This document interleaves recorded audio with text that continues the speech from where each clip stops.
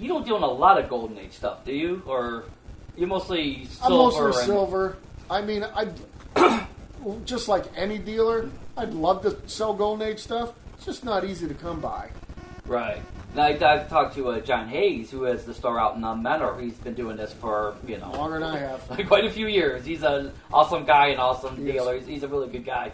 And we were sitting there talking to one day, and because he's a big Golden Age dealer, for people listening don't know. You look at it, you see him at his show, it's nothing but Golden Age books. Your All-Star Comics #3, right. And they'll have 12,000, 15,000, whatever. And I asked him, I said, now I would love to own some of those, especially the All-Star 3. Oh, yeah. Who wouldn't? But I go, the people who... I'll let you see mine. Nice. Oh, I was in there, definitely. The people who want these books, those people are going to be dying off. Right. And the people that want them and can afford them, those people are definitely dying off. And then you get these new people who don't even want Silver Age books, let alone Golden Age. So I go, the audience that are going to want these, even though they're old and they're precious and they're wonderful, if no one wants them, what are you going to do with them? Who's your audience then? They'd even go into some of the early Silver Age stuff. How many of these guys that are in their early to mid 30s now, just getting their feet underneath them, in 20 years are they going to be Golden Age collectors? Maybe not. Because I can tell you at the shows, I usually have one of the better selections of Silver and Bronze Age stuff. And most of the guys that come up to me are 40, 45 and older. At least with lists, or they can tell you what a good book is. Right. Some of these guys, unless it's a super iconic book, I got guys in their 20s here. I could throw up my Detective 168 with the red hood on it. They're not a Batman fan. They don't know, that's the origin of Joker, or even the first Riddler, or stuff like that. And I've got an All-Star 3, but it's okay. But that's one of the books where I'm in my early 50s, and I'm just starting to appreciate Golden Age books, being around this stuff for the last 25 years. And I'm learning that the Golden Age collecting community, is very small. And everybody knows everybody. It's weird. Well, that's what you mentioned earlier, where, I don't know if you're actually talking about John or not. Somebody do the New York Comic Con. John does a lot of these bigger shows because he deals in Golden Age. He's not going to do a regular small show because he's going to make no money. He goes there, if it's a big show, he tells his clientele, saying, hey, I'm going to be at this show on this weekend. Let me know what you want. Mm-hmm. So he may know, okay, I have three guys coming that's going to spend $50,000, $100,000 that weekend. Yeah. He's not worried about selling books to people walking through the door. The guy I was talking about, actually, as good as John's collection is, this guy's like one of the top 3 or 4 Golden Age dealers in the country. I mean, and Silver Age, obviously, too. Because you can't it's tough to just deal in Golden Age. Right. Because it's very selective audience. Very selective audience, and there's not much out there, but, I know John's personal collection blows mine out of the water because he's kept everything. And we both have sold books that I'm sure, I don't want to say regret, but go, oh man, I wish I still had that book back. But I know his stories are 10 times more than I am, and I don't know how long he's been dealing at shows. I know his store's relatively new compared to, ours. I think he's been around maybe 10 years. The one in the mall? I don't know if he had another store before that. No. This is his first store? He used to work with my sister's best friend husband because he's like, how do you know Chris Tuckley? And I'm like, it's my sister's best friend's husband. I worked with Chris before I retired, and I'm like, so John was the guy that did shows on the side, and he had a regular, I think, programming job back in the day, but, he's told me some of the books that he has, and I'm just like, seriously? You have that? You have a full run of that? Or you have a copy of that? Oh, yeah. He's all nonchalant. Yeah, I've got that. And it's like, got a Captain America 1? What? It's like, oh, I've held one once. That's about it. But, I don't know. I'm sure there's other dealers / collectors that have this kind of stuff. But like you said, I've picked up more stuff in the last 10 years from guys retiring or dying than I had ever. Yeah. Well, that's another thing actually I was going to mention earlier, that people this year that are hurting, that are doing now, maybe hurt in a few months. Are you expecting to buy a lot of collections and people's books over the next 6 to 8 months? I hope. I don't know what the situation was with, as we were talking earlier about Jacob picking up those books. Because that looked like a collection that somebody put together over 20 or 30, 40 years. Yeah, well, that's the thing, because he talked to, this has nothing to do with the corona, because again, we're talking pre-corona, post-corona. Right.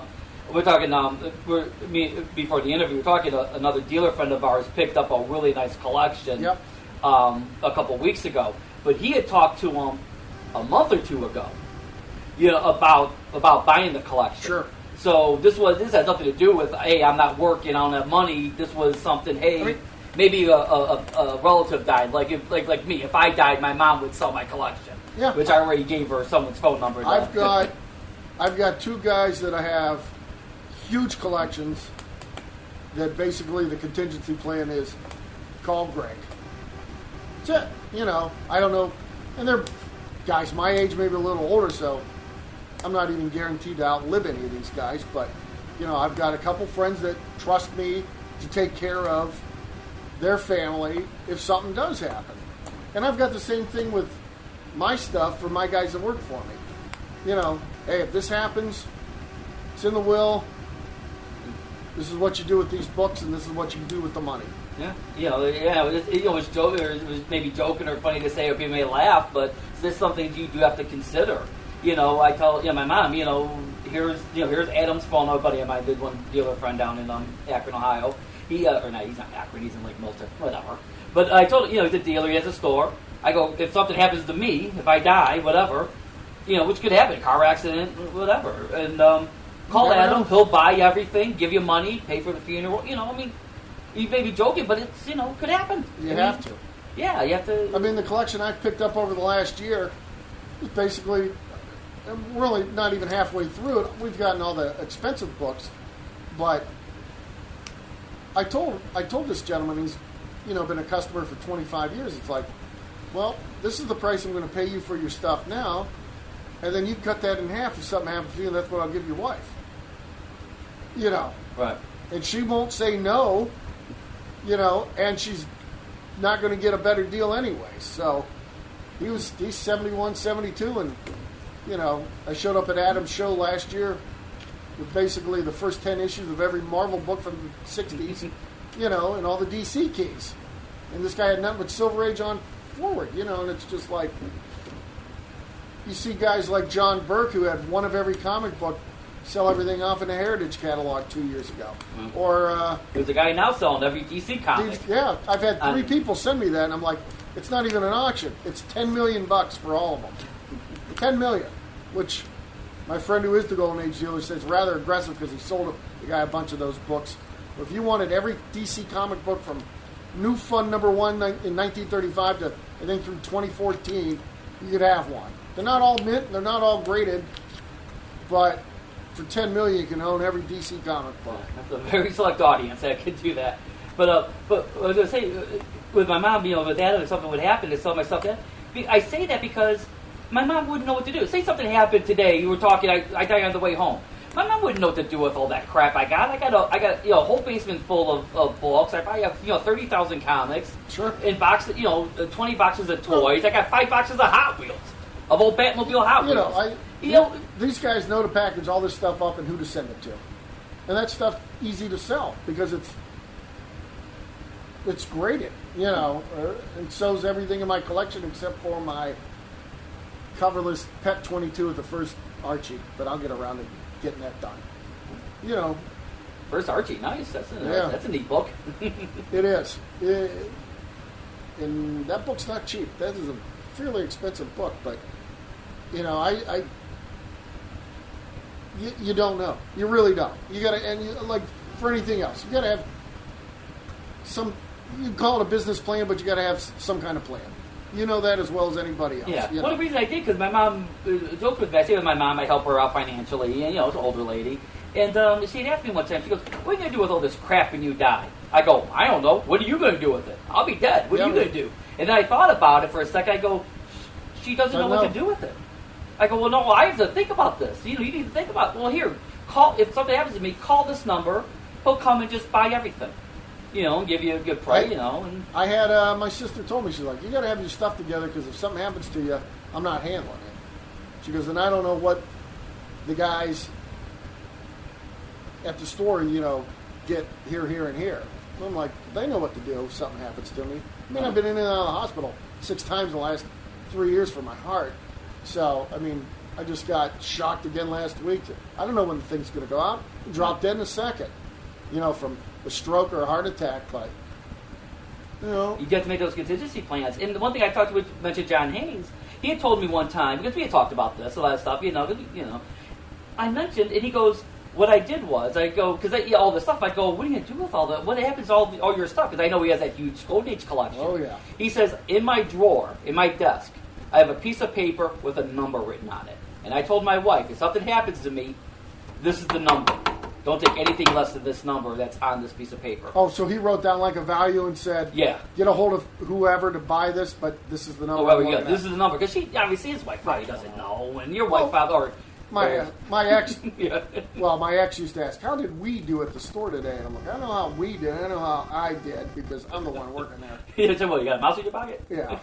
But, I mean, I had a guy sell me his Magic cards that hadn't played in 20 years. And basically the only reason he sold it was his girlfriend said, look, if something happens to you, I'm going to throw all this stuff out. And he had a Beta Lotus, a Beta Time Walk, 75 dual lands, and it was basically a $100,000 collection.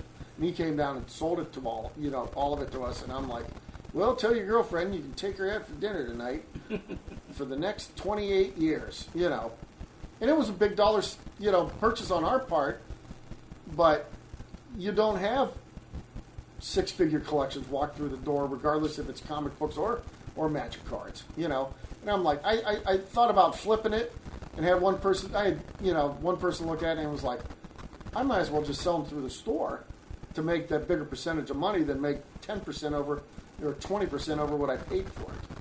Right. But Magic cards, the thing I know about Magic, I don't know a lot, but there's a lot of cards there are some cards that are worth a lot of money, but then there's a million cards that ain't worth anything. Yeah. So then you get to a point, well, I'm going to sell these 20, 30 cards and make a lot of money, but now I'm stuck with 5,000, 10,000 cards. They ain't worth anything. What am I going to do with them? You're almost better off selling it as the set and just get rid of it. Yeah, I mean, but you still can nickel and dime because the guys will come in and like, you got anything from this set from 1998? And you're like, yeah.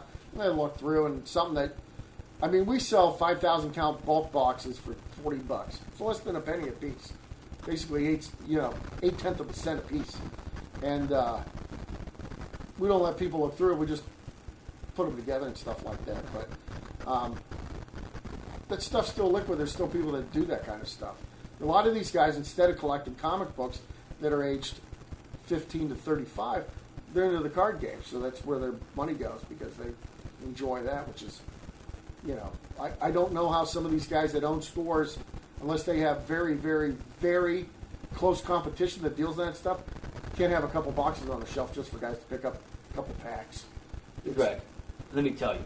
I've been talking to Adam since he opened his store, 3 years ago, 4 years ago? I think it's 4 years now? Yeah, going 3 or 4? Yeah, just finished number 3. And well, he asked me last week, where can I get this stuff? Yeah, well, now he's talking about it. I've been telling him since day one, before we even opened the door, he needs to get Magic cards. And I'm not saying to deal in, singles. Right, just packs.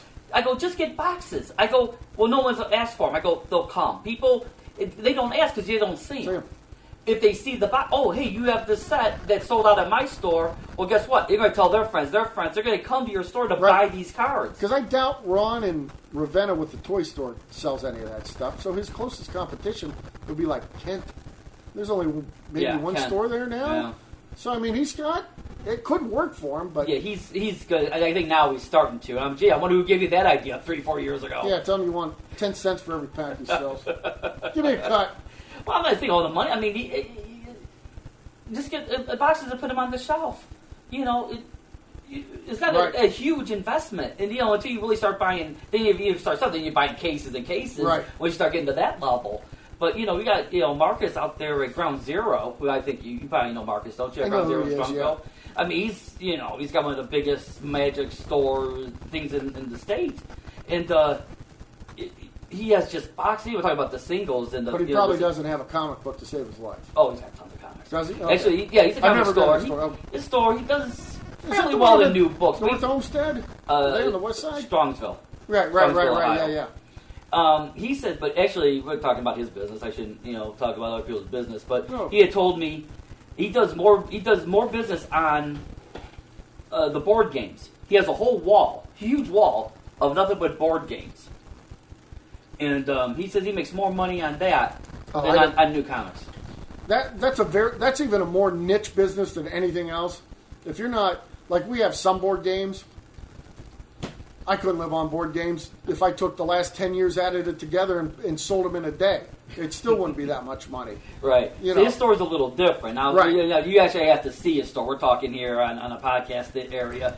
I mean, you actually have to see his store. His store is set to be kind of more of a hang. Where his store, because now I know your store here, where we're in now, you have a downstairs basement with tables where you have your Magic tournaments or whatever. Right. Now imagine that being take away your back issues and put all those tables and they have people hanging out in your store. That's essentially what Marcus is. He's got like 10, 12 tables and people sit there and hang out all day. His store is a hang. And it's the way it's always been. He's had his store for 20 years. It's been like that since day one, and it's always been like that. That's a good model. Then you run into the fact of how many guys are coming in and playing for 8 hours and not buying anything, because there's people that'll take advantage of that. Oh, I'm sure. But they want tournaments, but I'm up, when I'm in there, and I go in there quite a bit, because I've known Marcus for 20 years. Right. There's people, they're playing, they get up, oh, hey, I need to buy this, hey, I need to buy this. That's you have dice, he's got all the merchandise, the dice, the bag most of those guys dice want and pop and candy, so, I mean, that's why we carry that stuff, because Sundays when we have Yu-Gi-Oh! Here, I sell more pop and candy that day than I do the other 6 days combined times 5. So, you got Mountain Dew? Yep. Can of pop's 50 cents. That's cheap. Yep, keep buying it. So, yeah. So I mean, it's a different business model. Like I said, he does well with the board games because he has his stores set that way. Right. Where he said you couldn't do it unless you really have a.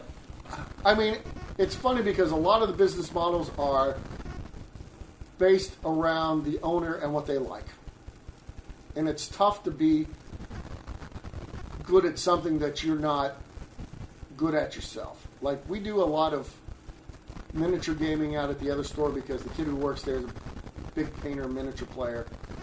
I never got into that stuff, so we never really carried it here, but we carry a ton of it out like there. Warhammer and X-Wing, any of the tabletop stuff. But for some reason, that stuff never flew here at all. So, as long as I sell it, I don't care. I had a guy just message me, now and earlier. He's like, hey, the 40K order come in last week, because if it did, I'll just send you money. You can ship it to me. And they cut off their shipments the day before my stuff was supposed to ship. I'm like, sorry. I'm like, it's not like you're missing anything, because nobody's shipping anything. The only thing you're going to buy is used stuff on eBay or people flipping new stuff. But, I probably have a wall with $12,000, $15,000 in 40K stuff just sitting there because it's all plastic. Which I have no idea who is calling, and I don't really care. But because I didn't recognize the number. But I mean, some of these guys, like I was saying earlier, some of these guys just open up Magic stores because that's all they know how to play, and then they get in like 12 new comic books on the shelf, and it looks like crap, and they wonder why this isn't selling. Right. Well, you're not known for that. And there's other people that are selling that stuff. That's why getting into this business as a retailer, you got to be good at something and hope to God you can make ancillary money off of the secondary stuff that you're not proficient at. Yeah, I feel bad for people who tried opening stores in the last month. Yeah, exactly. I want to know if you're open. I have no idea. Not open. We are not open, but the answering machine will be more than happy to take your message and stuff like that. I have a former customer who opened up one of those gaming spots where you come in and pay X amount to sit around and play video games and stuff, all that. Not much retail in there. Spent like $30,000 on fixtures and board games to use and stuff like that. And that was a month ago. So, what's he going to do? Yeah, that's got to be rough. Because he's relying on people to come in and hang. He's trying to do a market story where it's a hang. People come in, hang out, play board games, play the video games. And if you can't have people in the store... Yeah, no people coming in. It's not like you can... sell on eBay rental time to play Call of Duty with 4 other people. All right. But, hey, right now, I feel bad because he was a customer, and we tried telling him it's probably not going to make you a lot of money. You're probably going to lose money for the first year or two, and then only if it takes off will it, be something. But, hey, people live and learn. It ain't my money. If they want to throw it away, fine. I can't. All right. Can't help anybody. A lot of people get in their mind that they just open doors. This is easy. Yeah, you just open doors and it works. It don't work that way. Yeah, definitely does not. But I feel bad because I know it was a store that was supposed to open up over by Adam, over the one area a month ago, and he hasn't opened doors yet because as soon as you're supposed to open, this whole thing shut everything down. You're on Rootstown or close to it? Let's have to figure out what the store is, but yeah, we're talking. We're getting inside baseball. Yeah. But just in general, that a guy was supposed to open a store, and they have this big grand opening and a toy store, and oh god, another toy store. Yeah, another toy store. Those seem to be popping up a lot more than comic book stores lately. Not in a I mean. I was never a big toy guy growing up, but, a lot of these guys that are 35 or 40, it's like, oh, man, I remember when I was 6 and He-Man came out, and I'm like, yeah, I was in high school when that came out, and I thought it was stupid, which I have appreciation for it now, but when they say, yeah, I collect vintage toys from the 80s, I'm like, that ain't vintage. Anything from past 1980... it's not considered a vintage toy, at least in my mind. I don't want to hear about your Gen 1 Transformers from 1986. I know they're worth money. For a comic book, it's still considered a new comic book. Yeah, exactly. Yeah, exactly. You got you guys buy old comic books? How old are we talking there, ma'am? Oh, they're from the early 90s.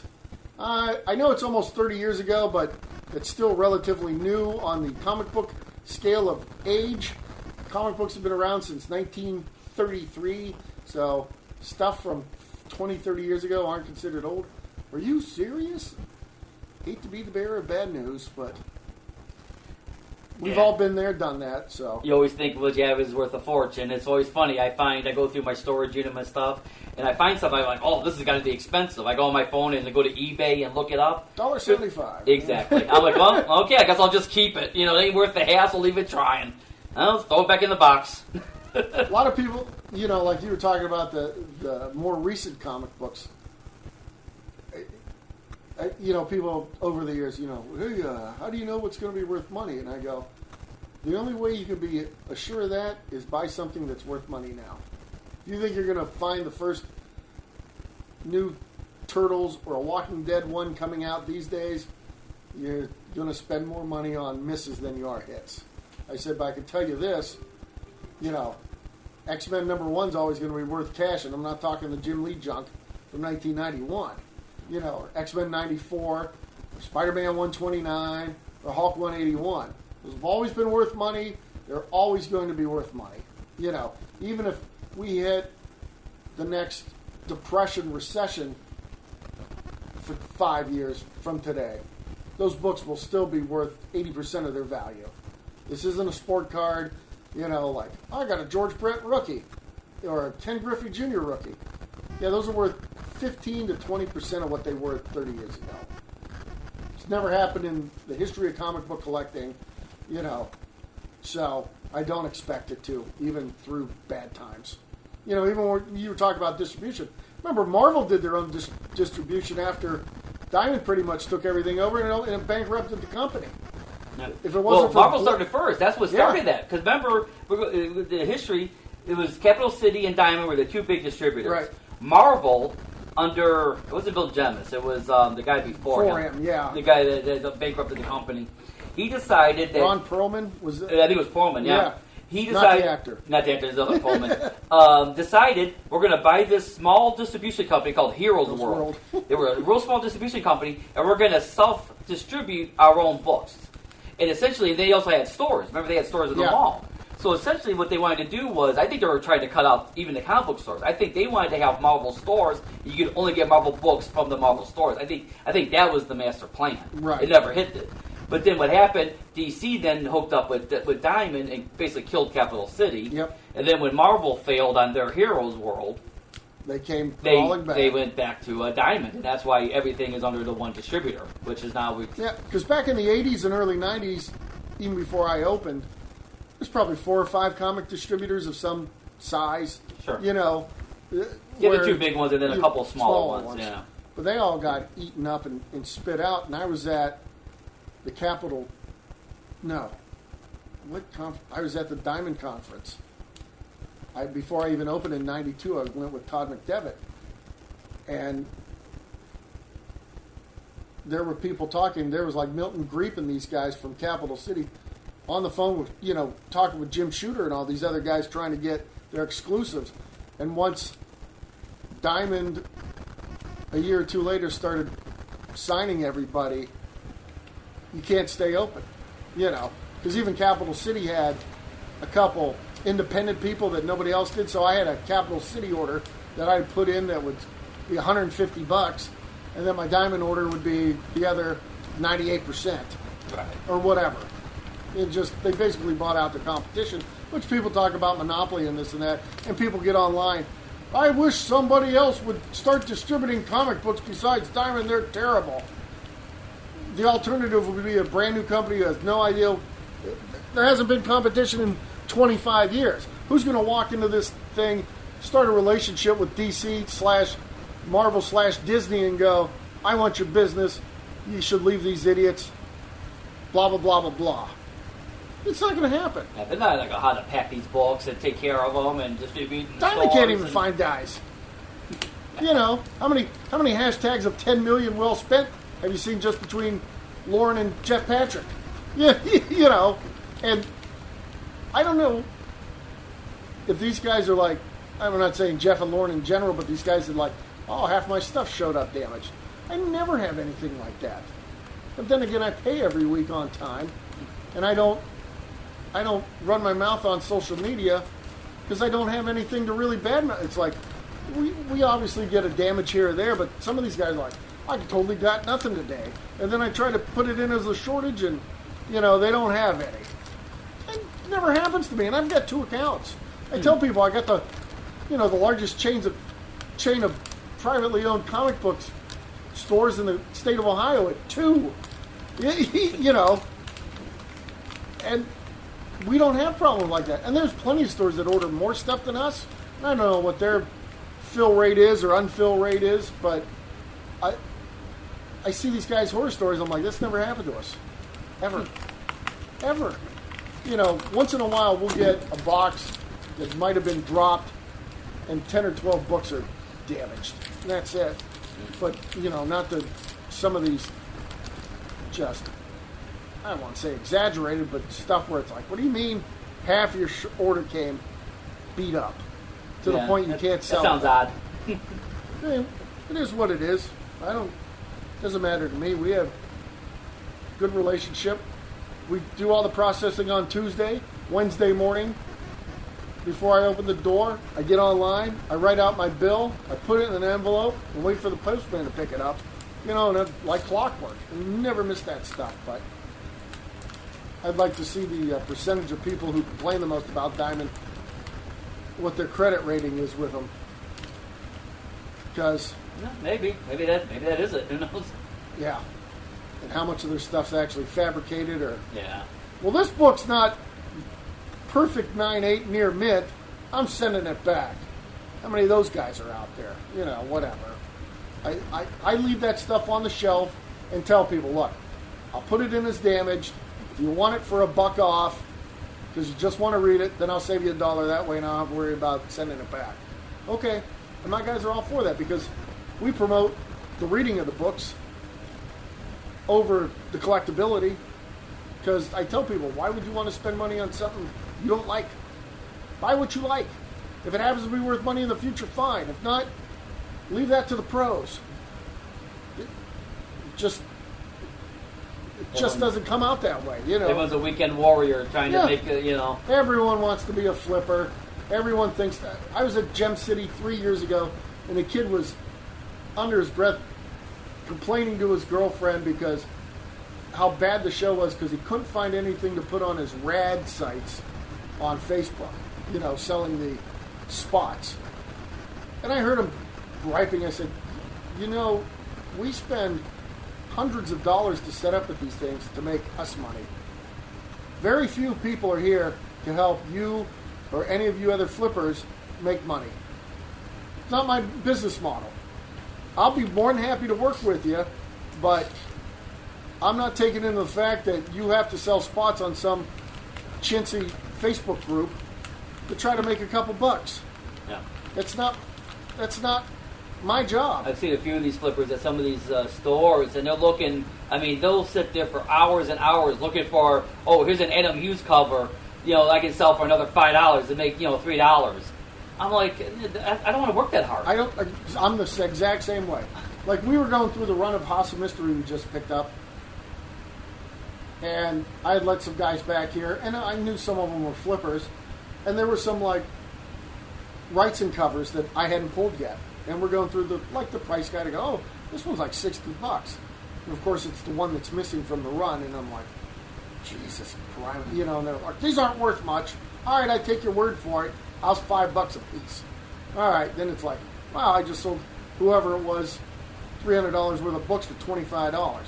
Now, I could have said, don't touch any of this stuff because I haven't priced it yet. Right. But I'm a nice guy, so I let people go through it.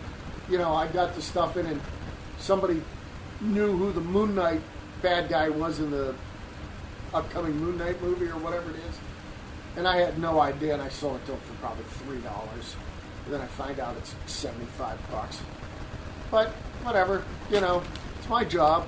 I'm not like some of these younger guys that own magic stores. So lazy, they won't even price their stuff.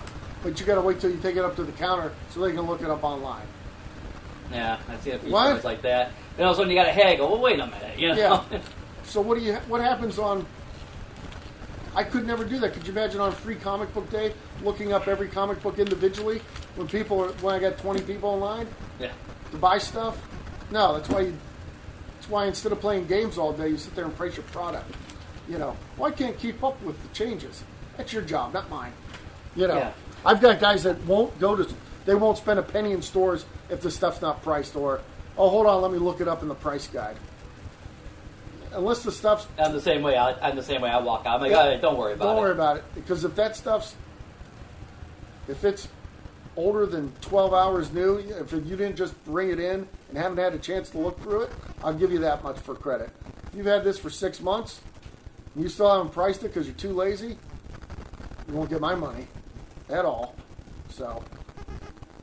But I'm old school that way. Some of these guys, I'm like, how can you go up to a counter with like an inch or two of magic cards and go, well, how much are these? Well, I don't know. I got to look them up. Oh.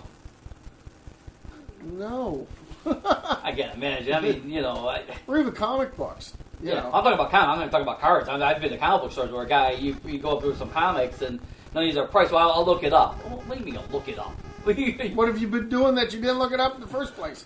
Because none of them are priced. Yeah, but a bit. Oh, this is you guys. If you had a mark for $5 and it's $6 or something, he's afraid of losing. I don't have a problem with guys that maybe don't have them marked, but at least they know what they are. If you ask them, well, how much is this? $7. Okay, it's better than. Well, let me look. Well, what are you looking at? Yeah. The Overstreet? Let me go to Amazon. Let me go to Overstreet. Yeah. Let me go to eBay. Let me go here. Let me get on GPA and check that too. It's like, no. Be prepared. Be professional. That's just laziness. Yeah. I'm not looking to get a $20 book for $1. Because if you're not professional enough to outwardly project that you know what you're doing, then I consider you a flea market type guy, and I want everything cheaper than what you're going to tell me. Because if you're not going to take it seriously, I'm not going to pay you seriously. Sorry.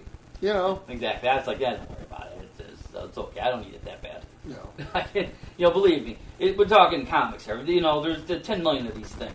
Believe me. Your Superman book I was looking at, I can go to 20 other stores and get. Yeah. Or if I don't have the money, I can live without it. Yeah, like I said, as we talked earlier, these aren't necessities. This is... I don't know, Funko Pops, people live and die for that stuff. But. Well, it is true. They are Funko. They are cute. They are. And nice little price point, $10. But then I was starting to raise them up, and with the exclusives, and the...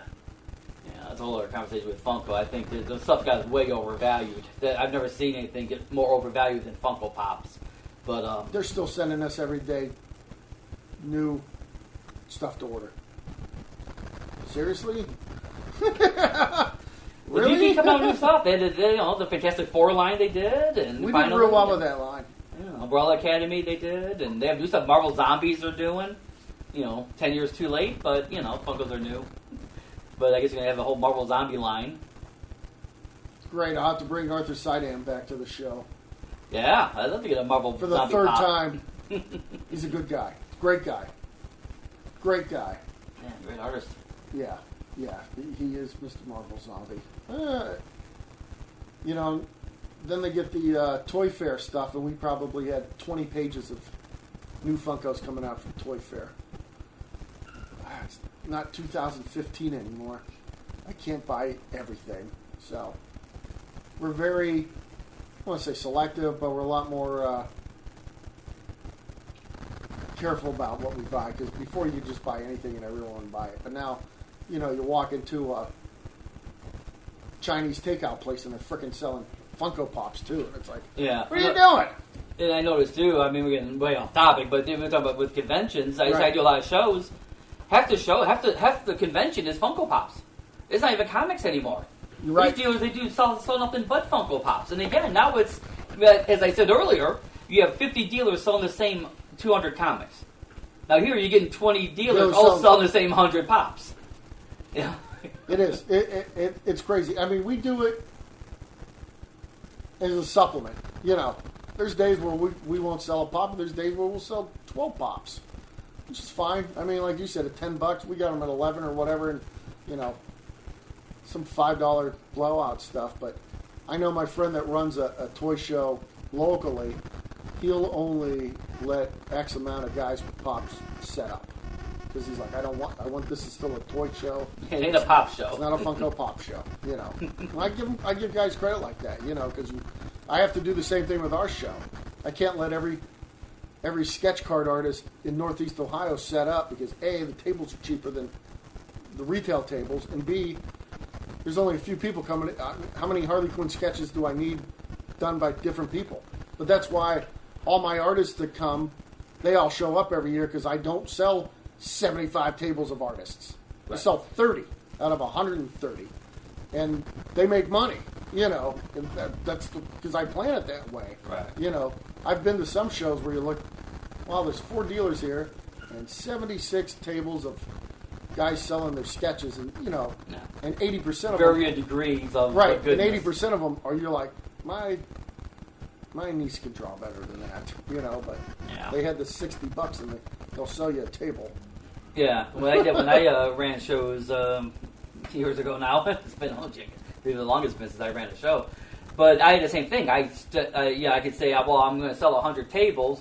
Well, I'm going to set apart, X amount of tables for giveaway table. Those tables I gave away to artist friends of mine that were artists. Bring them in, and then I would sell artist tables. But I wouldn't sell that many because you can't have a whole room full of art. I'm not doing an artist alley show. Right. And it's funny, I talked to one artist, he asked me if he could do the show, and I was like, well, I don't have any more free tables to give out, and da-da-da, and if you want to buy a table, da-da-da, and he goes, oh, okay, and he gave me his card, and I'm like, oh, you're an artist that actually works for Image, that does books that I've heard and know. I didn't realize that's who you were. Sure, I'll give you a table. It was just funny. What? I'm like, oh, I'm sorry. Because I had to explain. I go, well, I get all these sketch card people. Everyone who, draws on a piece of paper wants a free table. Right. And he understood. That wasn't, You can't do that because you still have a budget that you have to come up with. Yeah, but I set aside X amount of tables where I could give away to artists to come in, and that would help draw. The guys at Canton, they had X amount set aside for artists, and after those sold, if an artist wanted a table, they're like, well, you can pay normal price that, and a couple guys did, because they knew they were going to do well, but, most of these guys, they've got 4 things on their table, and you're like, what's point of this? You know, it's like you have $11 worth of product on your table, you know, and you pay me, you know, even if it's a free table or even if it's $25, you're like, and then, you know, you still got to be, just like with anything else, you got to come off as legitimate. You really do, because people bellyache about the big retailers, but they weren't always the big retailers. 30 years ago, Kmart was killing Walmart. Kmart never changed. Walmart changed. And Walmart basically has ruled the world the last 25 years when it comes to retail. But they weren't always like that. It wasn't like Walmart started. It was like, oh my God, they're the retail geniuses. I mean, you still had Woolworth, you still had Kmart, you still had J.C. Penney's and stuff like that. Those places never adapted. And the same way in the comic book field. So, you know, you can't walk into a store. I mean, you can't have a store unless you have been around for a long time. And like you said, just sell new books and back issues. You got to have some kind of diversity. Because if this goes away, what are you going to do? That's why I worry about my store. I am going back I go to, a buddy of mine up there in Cleveland. Same thing. Like I said, he just basically has new books and back issues. You know, and some wall books, obviously. But basically, just comics. Nothing diversified. Doesn't do conventions. You got to set up at a show every once in a while, especially when it's close. Just because you can run into people that are 2 miles from you that don't know you're there, and go, "Where's your shop at?" Well, I'm over here in Sheffield Way. Oh, Christ, I'm from North Olmsted. I'm 3 miles away. I didn't know you guys were around because they probably don't advertise either. You know, I'm not saying anyone specifically, but I mean, case in point. Well, most stores don't. I mean, let's be honest. I'll get guys like, where are you from? Warren. Well, I get people walk in here. How long you been downtown? 27 years. Are you kidding me? No. I guess I haven't been downtown in a while. You know, and it's like, I don't know what more I can do besides being on radio, TV, newspaper, and all that. I mean, there's nothing else I can do except going door to door and knock and go, hey, there's a comic book store down here. But, you know, treat your business like a legitimate business. You know, and I tell people, guys that only want to do this part-time, or if they ever mention the words, I just want to break even, they ain't going to break even because it's not that easy to make money. And breaking even's above, you know, it's not an easy task. Well, a lot of people don't realize this. I mean, they think it's as easy because they're like, oh, I love comics. I'd love to go buy in stores and buy comics. I go to a lot of stores. But and honestly, you know, I'm the minority. Right. This is a niche market. You know, the highest book, like I said, you go to that Crunchron site and just look at the sales. You don't have to listen to me. You can get the real numbers. Yep. The highest selling book is 100,000 copies. And 30 years ago, that would even got you in the top 50. Exactly. You know. And this is the highest selling book. And if you didn't sell 100,000 books back then, you were considered a failure. Oh, yeah. If you were selling 50,000 copies, you were done. Your book was getting canceled. Yeah. And now that's considered a success. 50,000, 60,000. Yeah, even... What's the break? I read somewhere, I think the break-even mark's like 18 or 20,000, you know. And a lot of books don't even do that. The big companies. Yeah. And a lot of people don't realize. Everyone talks about digital. And like, oh, if they didn't print the books and just did digital, they could sell them for 99 cents. And like these people who don't know, they be on the internet and they talk, and they think the printing of a book is what costs the money, is what's expensive. No. These people don't realize how much these comic book writers and artists get paid. You know, I knew a guy, I'm not going to mention his name. Yeah, they don't work for free. They don't work for free. And he is a mid-grade writer who did a miniseries at Marvel and was getting $75 a page as a writer. And this is just a guy that, you know, he did the one miniseries.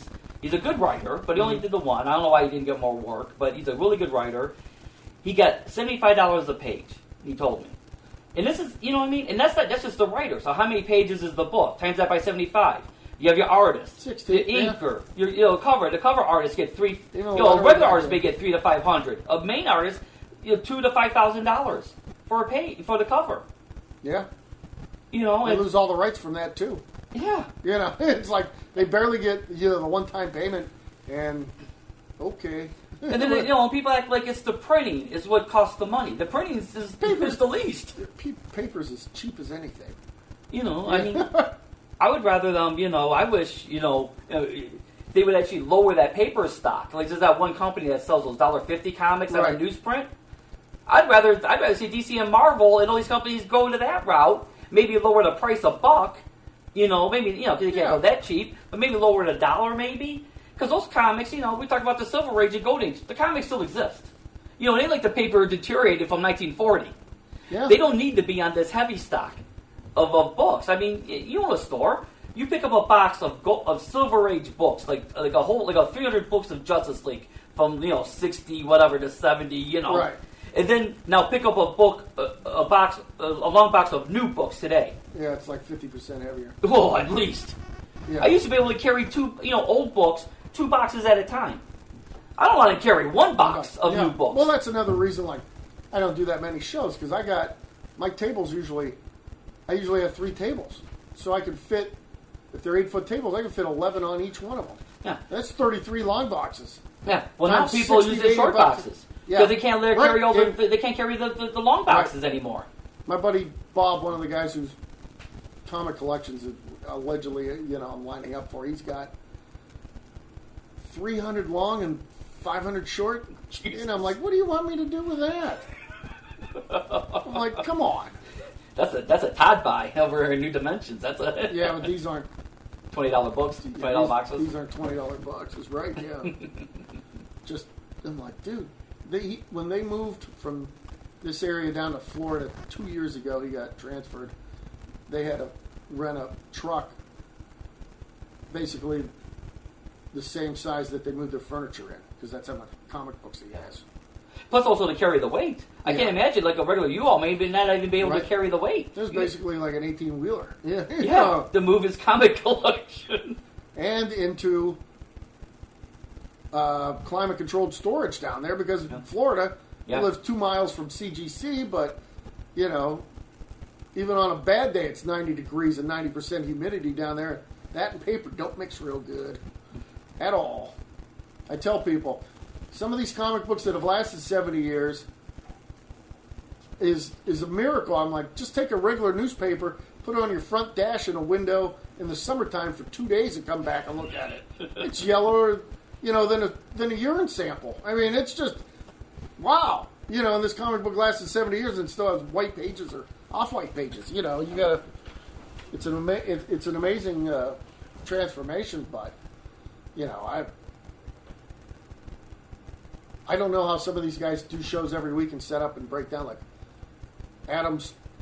How Adam does it, because he deals in long boxes. Jacob deals in short boxes. He does, with our friends. It's like baseball. I still bring in long boxes and a couple racks, and these guys with their cages. I'm sitting there going, I don't have a draftsman degree to figure out how I'm going to put some of that stuff together.